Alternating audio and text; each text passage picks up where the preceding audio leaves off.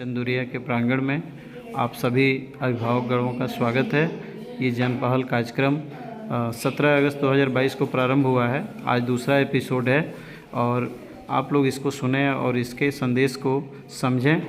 इसके माध्यम से हम आपसे एक अपील करना चाहेंगे कि आप अपने बच्चों के शिक्षण पर थोड़ा ध्यान दें और उनका समय से आना जाना, घर पे जो होमवर्क दिए जा रहे हैं वो करें और थोड़ा सा सेंसिटिव होकर के इनका ध्यान रखेंगे तो ये निश्चित रूप से बच्चे आगे बढ़ेंगे। जो शासन स्तर से योजनाएं चल रही हैं उसका भरपूर लाभ मिलेगा। अतः मैं ये उम्मीद कर रहा हूँ कि आप इसको जनपहल कार्यक्रम को ध्यान से सुनेंगे और इसके संदेश को समझेंगे। इसका भविष्य कौन है? हमारे बच्चे। तो अगर एसएमसी में शामिल होकर बच्चों की पढ़ाई में योगदान दे रहे हो तुम, तो देश का भविष्य ही तो सुधार रहे हो। तो फिर तुम हुए ना देश भगत। हाँ, ये तो बहुत ही सच्ची बात बोले हो। अच्छा, और क्या बताया समझाया?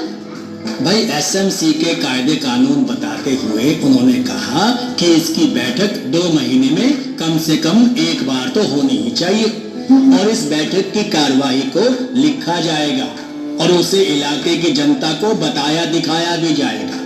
और ये एसएमसी मतलब कि विद्यालय प्रबंध समिति अगर कोई फैसला लेना चाहती है तो उसके लिए कम से कम 1/3 सदस्यों का मौजूद होना जरूरी है।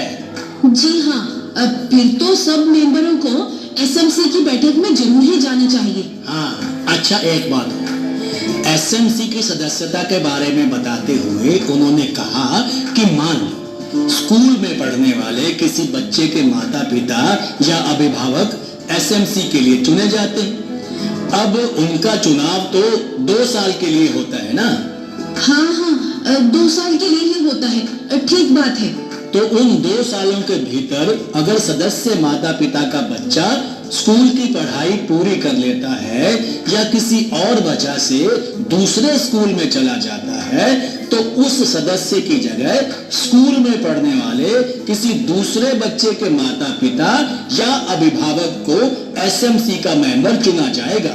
अच्छा, तो ये नियम है। इसी तरह पढ़ाई के क्षेत्र में कार्य करने वाले किसी सामाजिक कार्यकर्ता को एसएमसी के सदस्य के रूप में शिक्षा विभाग के उप निदेशक अथवा उनके बराबर के किसी अधिकारी द्वारा चुना जाता है और एसएमसी के लिए अध्यापक सदस्य या विशेष रूप से बुलाए गए सदस्य का चुनाव स्कूल के अध्यापकों द्वारा होता है। अच्छा, वहां से एक और बात पता लगी। अब वो कौन सी?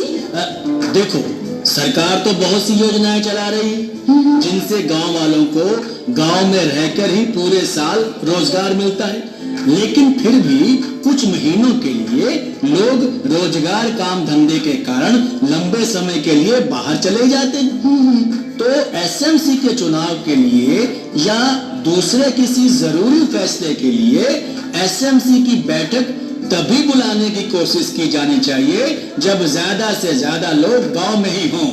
हाँ जी, सबकी राय तो बहुत जरूरी है ना। इलाके के ज्यादा से ज्यादा लोगों को पता तो होना चाहिए ना कि एसएमसी कब चुनी गई और वो क्या क्या काम कर रहे हैं। हाँ, और इसी तरह जब एसएमसी का गठन किया जाना हो तब भी इलाके के ज्यादा से ज्यादा लोगों को जागरूक बनाया जाना चाहिए। विद्यालय प्रबंध समिति हमारी जिम्मेदारी, हमारी भागीदारी। प्रेरणा के इन्हीं स्वरों के साथ यूनिसेफ और समग्र शिक्षा उत्तर प्रदेश पेश करते हैं ये कार्यक्रम जन पहल। शिक्षा प्रगति की ऐसी सीढ़ी रोशन होती जिससे हर पीढ़ी।